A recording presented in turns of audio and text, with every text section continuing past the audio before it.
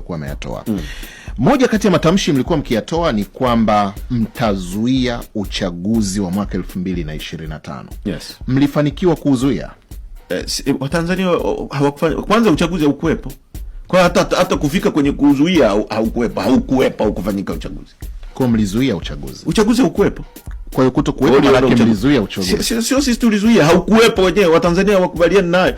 Ngoja nikwambie kitu kimoja. Lakini Watanzania walipiga kura. Wapi bana? Walipiga kura. Wapi walipiga kura bana? Wapi walipiga kura? Ukienda huko utaingia kwenye kina ambacho hutatoka. Kwa sababu nitakutolea hapa evidence ambazo hutaweza kujibu.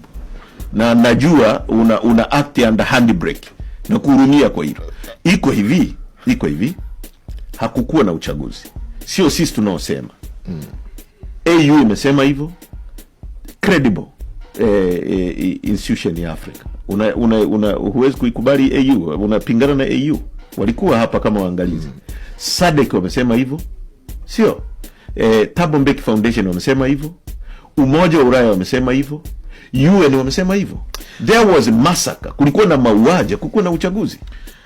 Moja kati ya kauli imetajwa kwenye ripoti ya Jaji Chande kwamba ilikuwa ni kishawishi cha watu kuingia kwenye vurugu za Oktoba mwaka 2025 ni kauli ya no reform, no election.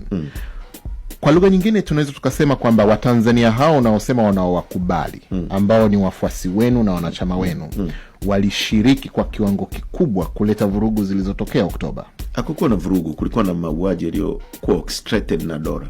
Kuna kauli za huko nyuma, majeshi jiandaeni, hakutakuwa na nyinyi wala nyinyi. Majeshi yanajiandaa kufanya nini wakati wa uchaguzi? Uchaguzi ni wa raia. Ni raia wanaenda kudemonstrate haki yao ya kuamua nani awe kiongozi wao kwa mujibu wa katiba ibara ya 8. Unaposema wanajeshi jiandaeni, hakutakuwa na nyinyi, mimi ndio amiri jeshi mkuu, una maana gani? That's number one. Lakini cha pili, tume ya Jaji Chande ni tume ambayo iko biased.